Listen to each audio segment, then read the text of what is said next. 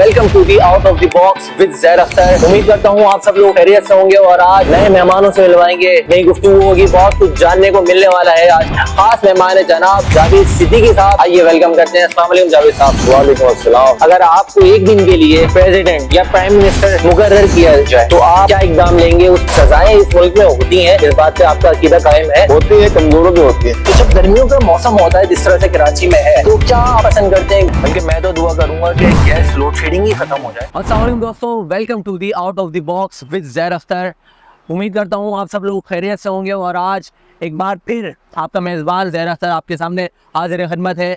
नए मेहमानों से मिलवाएंगे, नई गुफ्तगू होगी, बहुत कुछ जानने को मिलने वाला है आज की out of the box with Zair Akhtar में। तो आप आज हमारे साथ जुड़े रहें। और आज खास बात यह है कि मैं आपको उस खास शख्सियत से, उस खास मेहमान से मिलवाने लगा हूँ जिनका तारुफ समाजी हवाले से भी बहुत अहम है, जिनका तारुफ सोशल हवाले से भी बहुत अहम है, जिनका तारुफ सियासी हवाले से भी जाना जाता है। आज के हमारे out of the box with Zair Akhtar show में खास मेहमान है जनाब जावेद सिद्दीकी साहब। आइए वेलकम करते हैं। अस्सलाम वालेकुम जावेद साहब। वालेकुम अस्सलाम। क्या हाल है आपके? अल्हम्दुलिल्लाह। ये बताएं, पाकिस्तान के हालात हम सब के सामने हैं, बात हो सियासी हवाले से, बात हो कारोबारी हवाले से, तो इन पाकिस्तानी हालात के हवाले से क्या कहेंगे? बिस्मिल्लाहिर्रहमानिर्रहीम। देखिए, पाकिस्तान के जो हालात हैं इस वक्त, उसके तकरीबन मेरे ख्याल से वजूहात अब तारीख के इल्म में है और हम डिस्कशन करते रहते हैं मुख्तलिफ मौक़ों पे।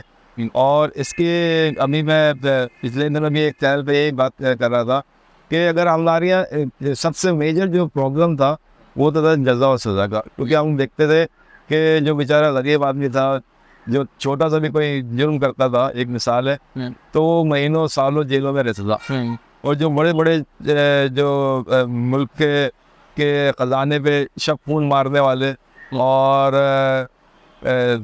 बहुत सारे आपने देखोगे कि ग्रोह बने हुए थे और उनके जो सरपरस्त थे वो असम्बली में होते थे, एक मिसाल है। चाहिए दो बातें, होते थे या होते हैं? आप समझ रहे कि अगर इस वक्त ये हालात जूं के तू है तो इसका मतलब ये कि अभी भी ऐसा ही सिलसिला चल रहा है। अच्छा, अगर हालात में आपने चेंज लाना है तो इसमें सबसे मेजर जो चीज़ है वो जज़ा और सज़ा का अमल शुरू करना होगा। सही है। और सज़ा की बात करी, सज़ाएं इस मुल्क में होती हैं, इस बात पे आपका अकीदा कायम है? होती है, कमज़ोरों पे होती है। अच्छा, मतलब ये है कि जो ताकतवर लोग हैं वो तो सज़ाओं से बच जाते हैं। अभी आप देखें पिछले ही दिनों की जो वाक़या है, एक हादसे में जो एक बाप बेटी का हुआ था, और वो तो लोगों ने शुरू में ही कहना शुरू कर दिया। अभी मतलब केस शुरू भी नहीं हुआ और क्या कुछ भी नहीं होगा, कुछ भी नहीं होगा, क्योंकि सब ऐसा हमने माइंड सेट बना लिया है कि अगर मेरे पास कोई पावर नहीं है, मेरे पास पैसा नहीं है, तो मेरा छोटा सा जुर्म भी बड़ा हो जाएगा। और जिनके पास पैसा और पावर है उनके बड़े जुर्म में भी मतलब कि कोई ना कोई सालिसी हो जाएगी, कोई एडजस्टमेंट हो जाएगी। तो ये सब चीज़ें हमारे माशरे में अब एक आम सी बात है, आम से बात बन चुकी है। जावेद भाई, हालात के हवाले से बात करें तो बहुत एक लंबी गुफ्तगू हम कर सकते हैं, लेकिन मैं चाहूँगा कि आज कुछ अच्छे सवाल भी हो जाए। आपकी जर्नी बताएं अपने बारे में कि कहाँ से आपने स्टार्ट किया, कई हवाले से हम आपको जानते हैं। मैं चाहता हूँ हमारे देखने वाले नाज़रीन आपके बारे में जानें। तो देखिए, मेरा ताल्लुक एक मिडिल क्लास फैमिली से, और मिडिल क्लास फैमिली में जिस तरह होता है, आपको पता है कि हमने एक स्कूल टाइम गुजारा और हमारे जो मोहल्ले की एक्टिविटीज़ थी, स्कूल की एक्टिविटीज़ थी, जो स्कूल में शरारती बच्चे होते थे या फिर आम से हम जैसे शरीफ? नहीं, शरारती तो खैर मैं कभी नहीं रहा। अच्छा, उसकी वजह कि शरारती होता तो फिर मैं शायद कहीं शो बिजनेस में होता है, कहीं और होता। अच्छा, आपका मतलब ये है कि अगर हम शोबिज़ में तो हम शरारती हैं? नहीं, थोड़ा सा देखिए, इशारा है आपने इनडायरेक्टली ये है कि जो कहना चाहिए कि जो थोड़ा सा शरारती नहीं होता तो वो फिर दूसरी एक्टिविटीज़ की तरफ होता है। जी, सही है, वो फिर सियासतदान बन जाता है। ये भी कह सकते हैं। सही है, ये भी ठीक है। क्योंकि अगर आपकी सारी चीज़ें एक्सपोज हो जाए तो आप सियासतदान तो होते ही भी है।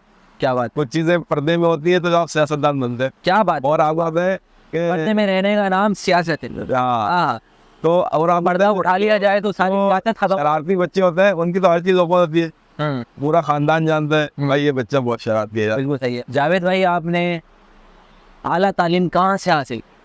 मैंने आला तालीम तो हासिल नहीं की, बस थोड़ी सी जो तालीम की थी वो एक जाहिर सी बात है जो इलाके का स्कूल था गवर्नमेंट का, उससे ली थी। और उसके बाद फिर मैंने Urdu arts and commerce college से कुछ पढ़ा था, उसके का में बहुत लायक फाइक बच्चे थे नहीं, क्या बात। बस उसी को हमने बहुत समझा। और उसके बाद फिर प्रैक्टिकल लाइफ में आ गए। सबसे पहले हमारी जॉब थी एक मल्टीनेशनल कंपनी में मार्केटिंग, और क्योंकि शुरू से मैं एक मार्केटिंग में ही रहा हूँ। फिर कुछ अर्सा बाहर गुजारा मुझसे, सही है। फिर वापस आके प्रॉपर्टी का भी काम किया। फिर शरफ साहब थे तो उस वक्त तो ऐसा लगता था कि प्रॉपर्टी के अलावा कोई काम ही नहीं है पाकिस्तान। क्या बात। क्योंकि प्रॉपर्टी के जिस तरह रेट बढ़ रहे थे, आपको भी इल्म होगा कि मुशर्रफ दौर में फिर जरदारी साहब का दौर आया तो थोड़ा प्रॉपर्टी में ब्रेक लग गया। बिल्कुल ऐसा ही है। तो फिर मैं टेक्सटाइल में की तरफ आप क्या समझते हैं एक अच्छा मार्केटिंग एक्सपर्ट जो होता है उसका सियासत से कितना ताल्लुक है? देखिए, क्योंकि आपका ताल्लुक भी मार्केटिंग से है। बिजनेस और सियासत ये दोनों एक ही सिक्के के दो रूप हैं। मतलब बिजनेस में भी आपको मतलब दोनों पहलू में बेचना ही है कुछ। देखिए, बिजनेस में भी आपको बर्दाश्त करना पड़ती है बहुत सारी, जिनका आपका क्लाइंट है, और सियासत में भी आपको बहुत सारी चीज़ें बर्दाश्त करना पड़ती है। ठीक है। तो ये समझ लें कि सियासी तरबियत जो है वो बिजनेस में जब हम आए थे तो उसी वक्त हो गई थी। सही है। और फिर उसके बाद सियासत में थोड़ा सा हिस्सा लेके इस वक्त जो मुल्की हालात है वो आपके भी इल्म है, और उसमें फिर ये लगा कि हमें भी कुछ अपना हिस्सा डालना चाहिए। जैसा कि आजकल अभी आपने 2024 के इलेक्शन में देखा कि एक भारी तादाद में वोट पड़े। वो लोग जो मायूस हो गए थे, जो वोट भी नहीं डालते थे, उन्होंने भी वोट डाला। बिल्कुल सही है। तो वो इसी तरह इसी और मतलब अंदरूनी मुल्क और बैरून मुल्क से भी लोगों ने आगे वोट डाला। तो वो इसका मतलब कि वो अपने मुल्क और अपने कौम के लिए सिंसियर है, और वो चाहते हैं कोई अच्छी क़यादत मुल्क में आए और मुल्क जो है तरक्की करे। इसमें जो मुल्क की पोजीशन है आप देखें कि हम इंटरनेशनल रैंकिंग में हर जगह 100 से नीचे। बिल्कुल ऐसा ही है। और इसके अलावा हमारे गेम्स देख ले, गेम अभी आपने क्रिकेट टीम का भी हाल देखा जो कि वो पहले ही राउंड में जो है बाहर हो जाती है। बिल्कुल, ये हमारी टीम को एहसास हासिल है। हाँ, तो मतलब हमारी टीम की गिनती एक अच्छे दराज से नीचे से शुरू हो रही है। लोगों का तो वो नंबर 1, नंबर 2, नंबर 3 से होता है, हमारा नंबर ही 10 से शुरू होता है। नंबर 10 से स्टार्ट होता है। ये हमारे लिए फख्र की बात है। दुनिया में हर किसी इंसान की एक गोल है आने का दुनिया में। तो आपका क्या मकसद है, क्या गोल है इन फ्यूचर करने का, और क्या करना चाहते हैं? देखिए, अब तो जाहिर सी बात है सीनियर सिटीजन में आ गए, तो अब कोई बहुत ज़्यादा ख्वाब या बहुत ज़्यादा ख्वाहिशात तो नहीं है। बस एक है कि भाई आज आपको देख के लगता नहीं है कि आप सीनियर सिटीजन हैं। मैंने आज थोड़ा अपने आप को अपडेट किया और थोड़ा आपको देखकर मैंने भी वही आपका वाला रूप अपना लिया। तो अब यही है कि बस अब हमारी जो नई जनरेशन है उनके लिए कुछ हम मतलब बेहतर एडवाइस दे सके, उनके लिए कुछ कर सके। सही है। और जो सियासत है, तो सियासत में आपने देखा हमारी सियासत जो है एक तरह से इसमें क्रिमिनल एलिमेंट्स बहुत ज़्यादा हो गए, और यही वजह है कि आज हमारा पढ़ा लिखा नौजवान जो है मायूस होकर मुझसे बाहर जा रहे हैं।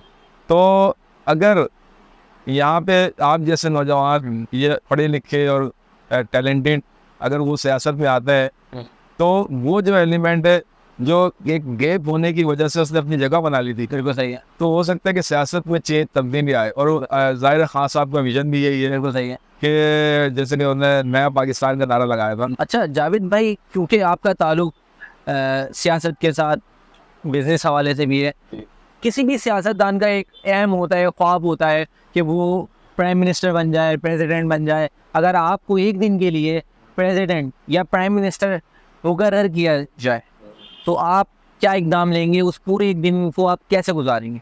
देखिए, अगर आप पाकिस्तान के हवाले से बात कर रहे हैं तो मेरा ख्याल है कि एक दिन क्या महीना भी मिल जाए तो वो कम है। एक महीना भी कम। इस वक्त जो पोजीशन है उसमें आप अगर आप देखें कि हम अक्सर फिल्मों में देखते हैं कि एक दिन का प्राइम मिनिस्टर या एक दिन का पावर, बल्कि एक बादशाह, आप शायद अकबर बादशाह देखो, उन्हें एक दफ़ा एक जो पानी भरते हैं उन्हें एक दिन का प्राइम मिनिस्टर बना दिया था।